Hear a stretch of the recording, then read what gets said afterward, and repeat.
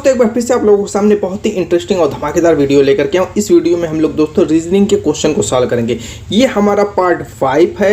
इससे पहले मैं 4 वीडियो बना चुका हूँ, जा करके देख लीजिएगा, डिस्क्रिप्शन बॉक्स में लिंक मिल जाएगा। अगर आप एसएससी की तैयारी कर रहे हैं, रेलवे की तैयारी कर रहे हैं, सीटेट की तैयारी कर रहे हैं, यूपीएससी सीसेट की तैयारी कर रहे हैं, बहुत सारे दोस्तों गवर्नमेंट जॉब के एग्जाम की तैयारी कर रहे हैं, तो सभी के लिए ही यूजफुल है। चलिए दोस्तों स्टार्ट करते हैं अपने पहले क्वेश्चन से, लेट ना करते हुए चलिए यहाँ पर चलते हैं, देखते हैं हमारा पहला क्वेश्चन क्या है। दोस्तों इस टाइप के फिगर है और इसमें दोस्तों मिसिंग वैल्यू निकालनी है। क्या निकालनी है दोस्तों? Missing value. यहाँ पर आपको दिख रहा होगा दोस्तों, यहाँ पे मिसिंग नंबर दिख रहा होगा। बहुत ही जटिल सा फिगर है लेकिन उतना ही इजी है। ऐसे क्वेश्चन के पैटर्न को हमें समझना है, इससे लॉजिक को समझना है, आखिर किस तरीके से ये काम कर रहा है, कैसे काम करता है। अगर समझ लेंगे दोस्तों तो ऐसे इस टाइप के क्वेश्चन को आप सेकेंडों में उड़ा सकते हैं। जैसे मान लीजिए कि यहाँ पे 3 था, यहाँ पे देखिए 3 है तो इसके नीचे आपको 27 दिख रहा है, इसके नीचे 27 दिख रहा है, ठीक है। यहाँ पे अगर आपको 4 दिख रहा है तो इसके नीचे 64 दिख रहा है, यहाँ पे 5 दिख रहा है तो यहाँ पे 125। अगर दोस्तों आप लोगों को आंसर आता भी है तो आप कमेंट करते जाइएगा, ठीक है। यहाँ पे देखिए 6 है तो 216, यहाँ पे 7 है 307। इसका मतलब क्या हुआ, यहाँ पे 3 था दोस्तों तो इसका 3 का क्यूब कर दिया गया, यानी 3 3 के 9 3 के 27, उसी को यहाँ पर लिख दिया गया, ठीक है। यहाँ पे 4 था तो इसके क्यूब को 4 चौको 16 चौको 64 कर दिया गया। यहाँ पे 5 था तो इसके नीचे इसके क्यूब को यानी 50 25 5 125 कर दिया गया, यानी कि सभी के क्यूब को उसी के सामने लिखा गया इस स्टार में। तो यानी यहाँ पे 8 है तो इसका क्यूब क्या हो जाएगा दोस्तों? 8 64 वाटे 512, यानी ऑप्शन देखिए 2 इज द राइट आंसर। चलिए दोस्तों अगला क्वेश्चन देखते हैं क्या कह रहा है। वेन डायग्राम का क्वेश्चन बहुत ही इंटरेस्टिंग, बहुत ही प्यारा क्वेश्चन है। इस क्वेश्चन को कराने का मेरा मकसद है दोस्तों, कुछ सिलोजिज्म के क्वेश्चन को, न्याय निगमन के 2 क्वेश्चन मैं कराऊंगा। बहुत ही ज़बरदस्त क्वेश्चन है दोनों के दोनों दोस्तों, लास्ट तक बने रहिएगा, स्किप मत कीजिएगा वरना समझ में नहीं आएगा सिलोजिज्म के क्वेश्चन को, क्योंकि उसमें बहुत ज़्यादा दोस्तों कन्फ्यूज़न होती है और मैं ऐसी ट्रिक बताऊँगा कि सारी कन्फ्यूज़न खत्म हो जाएगी। यहाँ पर दूसरा जो क्वेश्चन कह रहा है, देखिए वेन डायग्राम के क्वेश्चन में होता क्या है कि इसमें 3 या 4 या उस तरीके से 5 नाम, ज़्यादातर तो 3 ही नाम रहते हैं, उससे ज़्यादा नाम बहुत कम रहते हैं। एक आध ही क्वेश्चन में 4, जैसे अविवाहित, यहाँ पे देखिए अविवाहित, अध्यापक और पिता, इस तरीके से नाम दे देगा और यहाँ पर ऑप्शन में इस तरीके से डायग्राम बना करके दे देगा कौन सा सही है। तो हमें करना क्या रहता है उस चीज़ को आप समझिए। पहले हमें इन नामों में रिलेशन ढूंढना रहता है। इन नामों में देखिए जितने नाम रहेंगे उतने ही सर्किल का यूज़ होगा। जैसे 3 नाम है तो 3 सर्किल का यूज़ होगा, 4 नाम सर्किल का भी हो सकता है, आयत का भी हो सकता है, वर्ग का, कुछ भी कर सकता है, कोई भी फिगर दे सकता है, उससे घबराने की जरूरत नहीं, ट्रिक सब में वही लगेगी।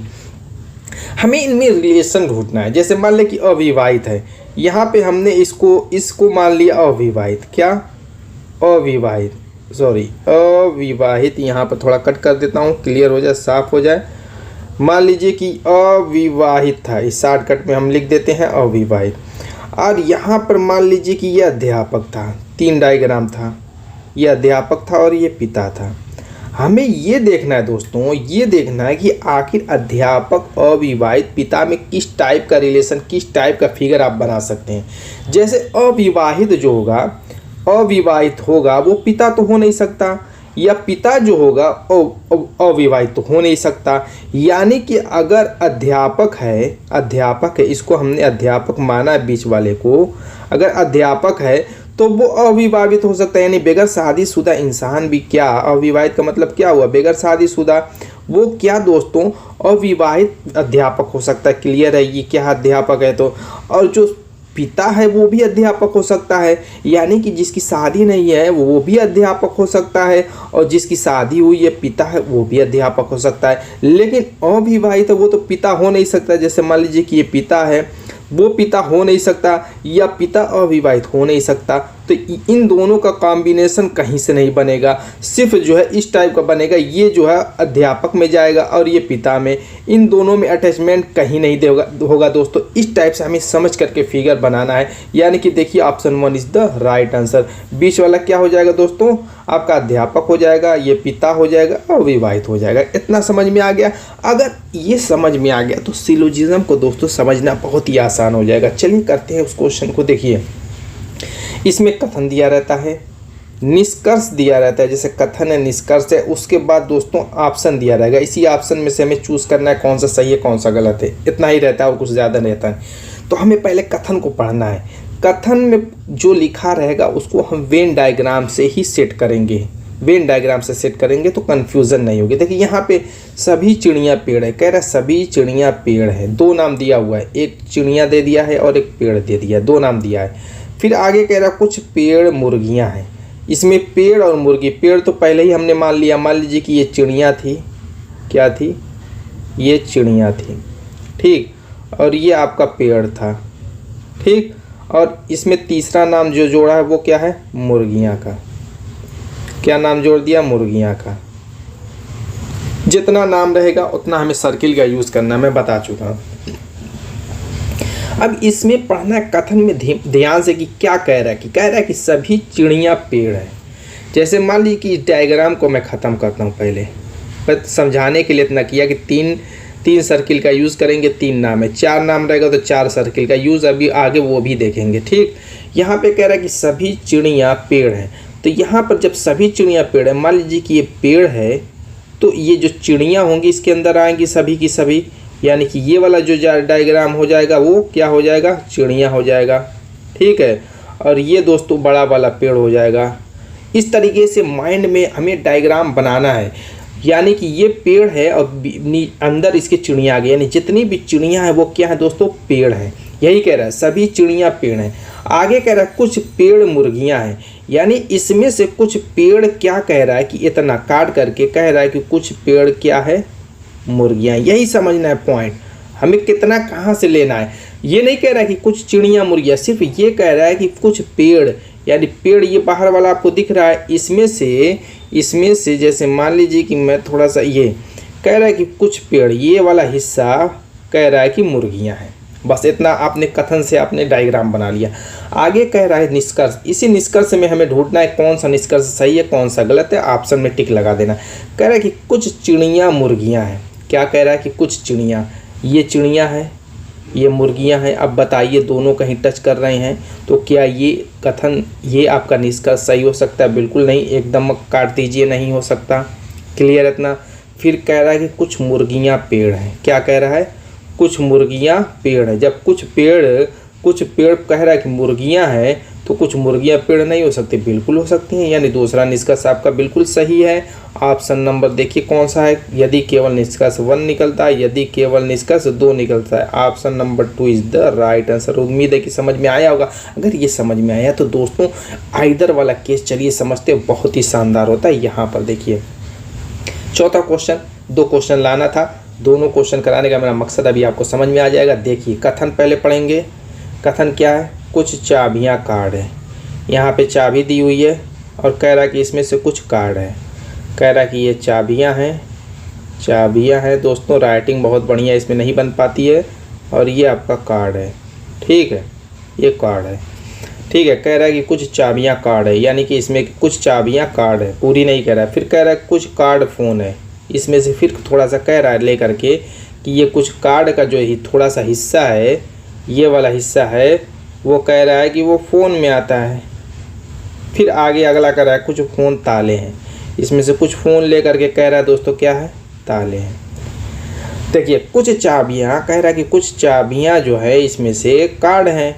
फिर कह रहा है कि कुछ कार्ड फ़ोन है। जब कुछ कहे तो ऐसे थोड़ा उसमें से लेते जाएंगे, ठीक है, इस तरीके से बारी बारी कह रहे हैं कुछ चाबियाँ कार्ड है, कुछ कार्ड फ़ोन है, कुछ फ़ोन ताले हैं। ये आपका कथन था। अब देखिए निष्कर्ष में कह रहा है कि कुछ चाबियाँ ताले हैं, क्या कह रहा है, कुछ चाबियाँ ताले हैं। दोस्तों ध्यान दीजिएगा, कह रहा है कि कुछ चाबियाँ ताले हैं, तो चाबियाँ ये हो गई और ताले ये हो गए, दोनों आर पार है। लेकिन दोस्तों यहाँ पे देखिए एक चीज़ मैं बता दूँ कि इस डायग्राम को आप बनाएं चाहे ना बनाएं, आप सिर्फ निष्कर्ष से इसका आंसर दे सकते हैं। कभी भी अगर उस कथन के उल्टा, उसी निष्कर्ष का उल्टा, यानी कि एक निष्कर्ष जो बन रहा है सेम दूसरा निष्कर्ष उसका उल्टा हो, जैसे कह रहा है कि कुछ चाबियाँ ताले हैं, आगे कह रहा है कि कोई चाबी ताला नहीं है। पहले तो कह रहा है कि कुछ चाबियाँ ताले हैं, फिर कह रहा है कोई चाबी ताला नहीं है, यानी उसी की बात को अगर काटे ऐसा निष्कर्ष निकले तो यहाँ पर आइदर का केस यानी या का केस बनेगा, या तो ये भी सही हो सकता है या तो दो सही हो सकता है, या तो एक सही हो सकता है या तो दो सही हो सकता है। कब ऐसा होगा? जब दोस्तों एक की बात को दूसरा काटे। कह रहा है कि कुछ चाबियाँ ताले हैं और कह रहा है कि कोई चाबी ताला नहीं है। तो हमें इस पर ध्यान बहुत ज़्यादा नहीं देना है, बस निष्कर्ष ही हमें आंसर डाल देना है। यानी यहाँ पे हमें ढूंढना है कि या तो यदि, या तो निष्कर्ष एक या दो अनुसरण करता है। ऑप्शन नंबर 3 देखिए, यदि या तो निष्कर्ष एक या दो अनुसरण करता है। ठीक है, option 3 is the right answer. इस तरीके से हमारा आइदर का केस सेकंडों में हम सॉल्व कर सकते हैं। हालांकि कंफ्यूजन वाला होता है कहीं कहीं, लेकिन इस तरीके से हमने सेकंडों में सॉल्व कर लिया। अब चलिए दोस्तों हमारा 5वां क्वेश्चन देखते हैं, मिसिंग नंबर वाला। यहाँ पे देखिए क्या कह रहा है, इस तरीके से डायग्राम दिया हुआ है, इसमें हमारा यहाँ पे मिसिंग वैल्यू है। कैसे करेंगे? अगर दोस्तों मालूम है तो कमेंट बॉक्स में आप दीजिए आंसर इसका, नहीं तो चलिए स्टार्ट करते हैं। यहाँ पर देखिए इस तरीके से हमें देखना है, हमें इस तरीके से चलना है, क्योंकि बड़ा नंबर इधर है, छोटे नंबर से ही बड़े नंबर बनते हैं। तो किस तरीके से बना होगा? मान लीजिए कि यहाँ पे 8 3 है, 8 3 11 हो सकता है, 8 3 24 हो सकता है। चलिए अगर दोनों का अगर हम गुणा करते हैं 8 3 का, यानी कि 8 गुणे 3 करते हैं तो 24 आ जाएगा। लेकिन है यहाँ पर 21, ठीक है, और ये 56 30 है, यहाँ पर 25 है।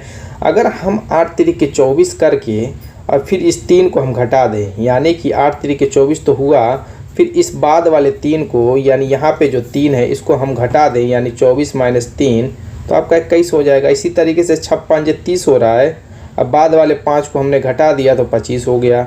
इसी तरीके से 12 दूना आपका 24 हो रहा है, इसमें से हम 2 घटा दें तो दोस्तों कितना हो जाएगा? 22 हो जाएगा। बस यही ट्रिक लगेगी। देखिए 22 कहाँ? Option number 3 is the right answer. चलिए अगला क्वेश्चन देखते हैं। यहाँ पर जो हमारा लास्ट क्वेश्चन है दोस्तों, अगर वीडियो पसंद है लाइक कर दीजिएगा, नए तो चैनल को सब्सक्राइब कर दीजिएगा। ये भी मिसिंग नंबर वाला क्वेश्चन है। यहाँ पे 2 वैल्यू गायब है, तो हमें इन्हीं दोनों ही से रिलेशन निकालना है, इन दोनों में संबंध देखना कैसे बना हुआ है ये संबंध। बस उसी से, उसी लॉजिक से, उसी ट्रिक से हमें ढूंढ निकालना है। यहाँ से 9 से 50 बना है, तो इन दोनों में 9 और 50 में किस टाइप का रिलेशन है? जैसे मान लीजिए कि 9 था, 9 में अगर हमने 5 से गुणा कर दिया तो आपका हो गया 45, और अगर इसमें हमने 5 जोड़ दिया तो हो गया 50। अब यहाँ पर ऑप्शन में कुछ ऐसे ऑप्शन को हमें ढूंढना है जो इस टाइप से बना हो। अगर हम दोस्तों ऑप्शन को देखें 22 में अगर हम 5 से गुणा करें तो कितना हो जाएगा? 5 दूना के 10, 5 दूना के 10, 1 11। अगर इसमें फिर 5 जोड़ते हैं तो 115 हो जाएगा, यानी कि ये तो गलत हो जाएगा। 18 ये भी गलत हो जाएगा, 15 ये भी गलत हो जाएगा। और ये 20 वाले देखते हैं तो 20 5 100, 20 में अगर हम 5 से गुणा करें तो 100 हो गया, और फिर इसमें हमने अगर 5 ऐड कर दिया तो 105 हो गया, यानी option 4 is the right answer. दोस्तों उम्मीद है कि वीडियो पसंद आएगी। मिलेंगे इसी धांसू और धमाकेदार टिप के साथ अपने नेक्स्ट वीडियो में, तब तक के लिए बाय बाय।